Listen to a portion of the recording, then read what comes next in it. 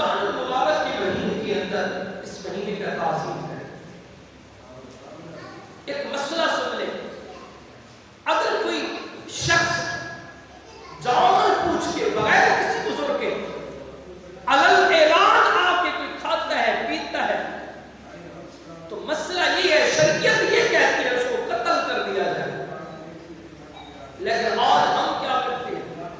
آج ہم سے کوئی پوچھنے والا نہیں ہے.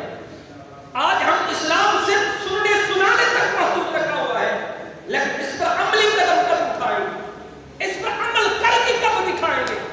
یہ میں نے بھی یہاں پہ کہہ دیا کہ جو علل اعلان بغیر کسی مجبوری کے کھائے گا پیے گا، شریعت یہ کہتی ہے اس کو قتل کر دیا جائے. لیکن یہ عمل کون کرے گا؟ یہ کر کے کون دکھائے گا؟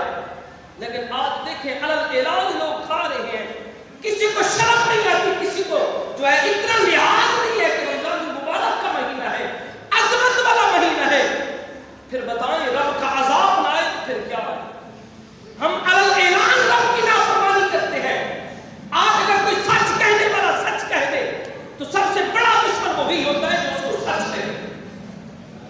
سب سے بڑا مخالف بھی وہی ہوتا ہے جو اس کو سچ بتائے کہ یار یہ تو غلط کر رہا ہے، رب کے جو ہے حکم کے خلاف جا رہا ہے. آج سچ بتانے والا بھی سب سے بڑا دشمن ہوتا ہے. کب ہم یار اسلام پہ عمل کریں گے؟ کیا ابھی کم دیکھا ہے عذاب؟ کیا اللہ کی طرف سے عذاب آتے نہیں دیکھا؟ آج دیکھ کے معیشت کا کیا حالت ہے. آج کھانے کو آٹا نہیں ہے، آج گھر گھر کے اندر فقدان ہے، بحران ہے آٹے کا. لیکن دیکھیں پکی فصل جو ہے کاٹنے کے قریب ہے، لیکن اللہ کریم نے عذاب نازل کر دیا. یہ عذاب نہیں ہے تو اور کیا ہے؟ اب بتائیں کیا وہ قدم بچ گئی ہوگی جو پکی ہوئی ہے، بارش آ گئی ہے؟ اللہ کریم فرماتا ہے وَمَنْ أَعْرَضَ عَنْ ذِكْرِي فَإِنَّ لَهُ مَعِيشَةً ضَنكًا وَنَحْشُرُهُ يَوْمَ الْقِيَامَةِ أَعْمَىٰ. یاد رکھنا جو میرے ذکر سے منہ مڑے گا پھر میں اس معیشت کو، اس رزق کو یوں اوپر رکھ دوں گا، تمہاری پہنچ سے دور رکھ دوں گا. پھر دیکھیں کتنی مہنگائی ہو گئی ہے، غریب کی پہنچ سے بھی دور ہے. لیکن اس کی ایک بات ہے، ہم نے اسلام پہ چلنا چھوڑ دیا ہے، ہم نے دین پہ چلنا چھوڑ دیا ہے. ہم کب دین پہ چلیں گے یار؟ کب اس پہ عمل کر کے دکھائیں گے؟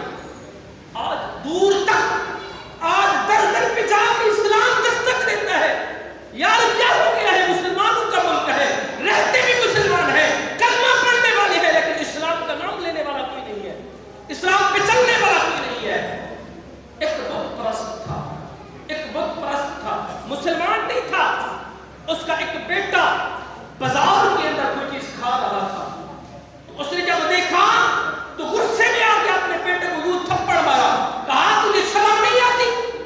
تجھے نہیں پتا کہ رمضان المبارک کا مہینہ ہے، مسلمانوں کا مہینہ ہے، یہاں پہ کھانا جرم ہوتا ہے. لیکن بظاہر وہ مجوسی تھا، وہ بت پرست تھا، لیکن اپنے بیٹے کو تھپڑ مار کے یہ بتا دیا.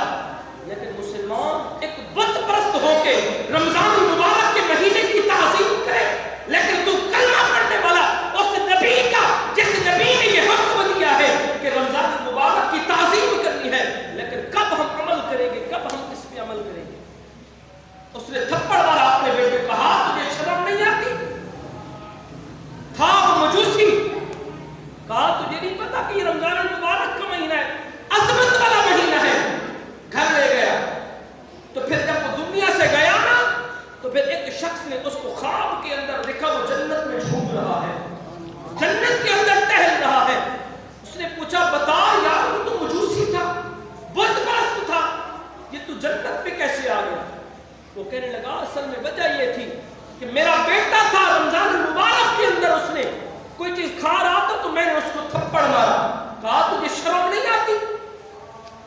تو پھر اللہ کریم نے اس تعظیم کی وجہ سے آخری وقت اللہ کریم نے مجھے ایمان کی دولت سے مالا مال فرما دیا.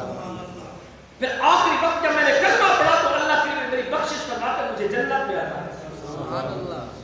یار ایک مجوسی ہوگی اس کو سمجھ آ جائے، ایک مجوسی بت پرست کافر کو سمجھ آ جائے کہ عظمت والا مہینہ رمضان المبارک کا مہینہ ہے، برکت والا مہینہ رمضان المبارک کا مہینہ ہے، عظمت والا یہ مہینہ ہے. لیکن ہم مسلمان ہو کے کلمہ پڑھنے والے ہمیں سمجھ نہ آئے، لیکن کیا بس نام کے صرف مسلمان رہ گئے ہیں؟ صرف کلمہ پڑھ لیا بس ہمارا حق ادا ہو گیا، لیکن نہیں، یہ حق ادا نہیں ہوا۔